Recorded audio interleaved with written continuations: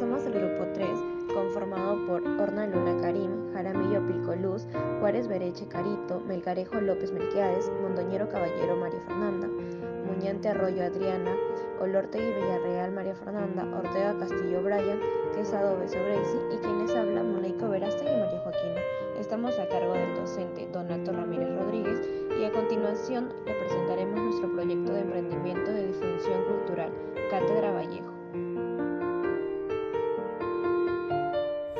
Todos conocemos a nuestro gran poeta y escritor peruano, una de las más altas cumbres en la literatura universal y expresión poética del Perú, César Vallejo.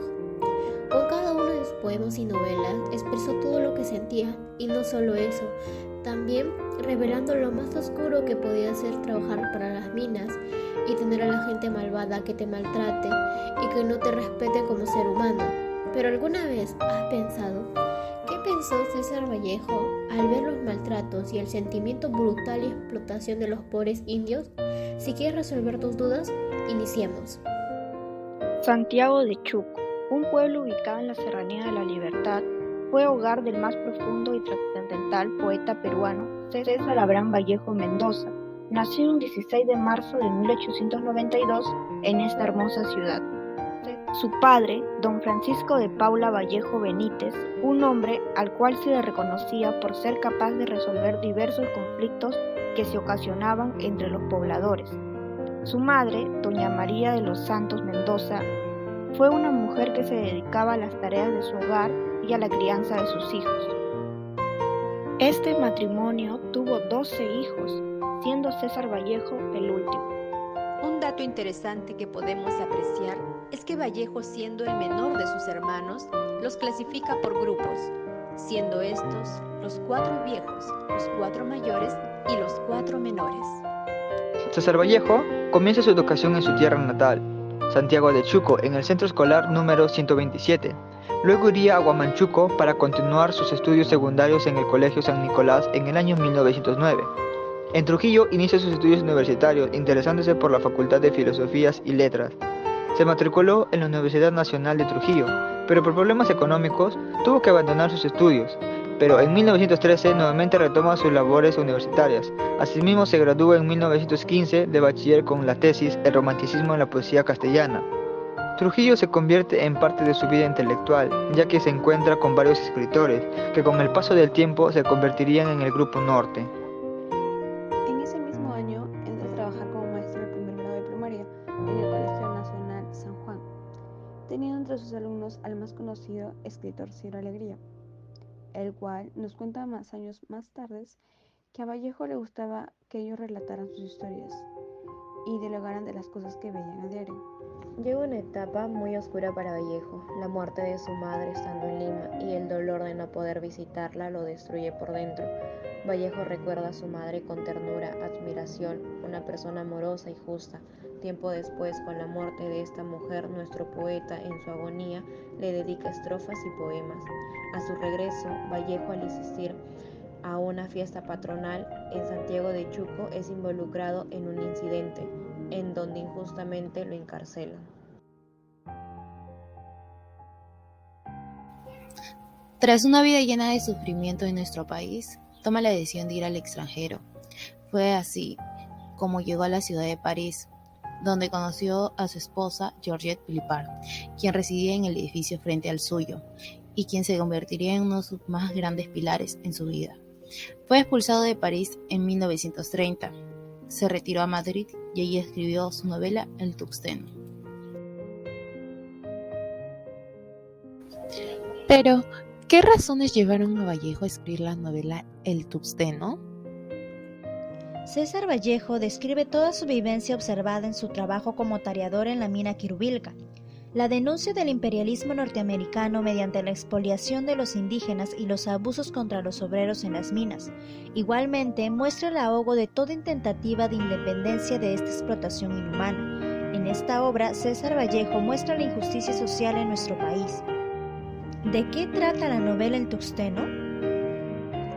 La obra El Tuxteno se divide en 3 capítulos. En el capítulo 1, los hechos suceden en el asiento minero de Quirubilca.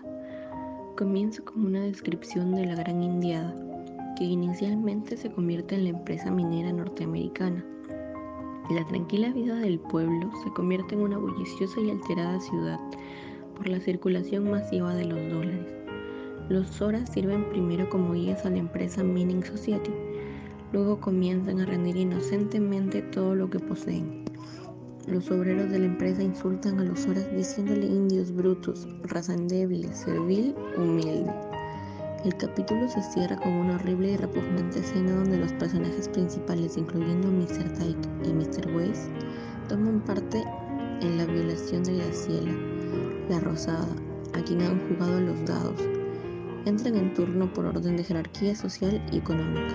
En el capítulo 2, los hermanos Marino, José y Mateo, quienes se enriquecieron como agentes al servicio de la empresa Mining Society, son aliados del subprefecto en la pesquisa de conscriptos para el ejército, así como de los trabajadores para la empresa. La captura de dos indios, Isidro Yepes y Braulio Conchudos, es interrumpida por la descripción que hace César Vallejo acerca de la población indígena que vive fuera del Estado peruano y fuera de la vida nacional. El juez limeño, el comerciante José Marino, el cura Velarde y el subprefecto Luna ilustran una inmunidad indescriptible que se refleja también en la crueldad de los gendarmes y en la insensibilidad de los vecinos de Colca. El intrépido Servando Huanca tiene la inmensa valentía de protestar contra la injusticia. Una breve sublevación de los indios se produce, pero es sofocada cruelmente. La pequeña burguesía de Colca acusa a los indios del derramamiento de sangre. En el tercer y último capítulo de la novela se dedica a discusiones políticas entre Servando Huanca y el agrimensor Leonidas Benítez. El herrero Huanca vaticina una revolución mundial en la que todos los injustos explotadores serán vencidos y los indios de todas las partes del mundo serán liberados. Aunque Leonidas Benítez se aferre desde un comienzo a su creencia, son los intelectuales los que deberían gobernar y por último Benítez está convencido de que los intelectuales deberían servir a la clase trabajadora obrera bajo las órdenes de esta. El Tuxteno es una de las obras más apreciadas y criticadas, tanto en algunos aspectos como muy expresiva y realista, que se considera propagadora de las ideas del marxismo de izquierda, además de reflejar la explotación natural y cultural de la industria minera. Dado que el tuxteno es un recurso muy buscado en la actualidad debido a sus diversas aleaciones y aplicaciones, también existe el riesgo de toxicidad cuando se expone a la obra. Es una novela indigenista que habla sobre la realidad ante la esclavitud o abuso de poder hacia las sociedades indígenas por los mecanismos de opresión entre ellos. Esta obra transmite un mensaje reflexivo que nos da a entender que toda persona de cualquier clase social tiene los mismos derechos que todos. Esta obra nos da una perspectiva de conciencia social, de cambio, de nuevos pensamientos a través de la lucha contra las injusticias. En la actualidad todavía existe la explotación hacia los indios, y no solo eso, está también la violación de sus derechos, el maltrato, las burlas por su color de piel, por la forma de hablar, hasta por la forma de vestirse. Por otro lado, los peruanos somos personas muy trabajadoras y nos adaptamos a muchos trabajos con tal de sacar adelante a su familia, pero a veces los dueños se aprovechan de ello. Es por eso que ahora existen derechos de los trabajadores y no ser maltratados como los indios que trabajamos en la mina, como nos relata César Vallejo. ¿Qué piensa usted acerca de la injusticia social que ocurrió en el pueblo de Quirubilca, tomando en cuenta todos los hechos ocurridos que nos da a conocer la obra?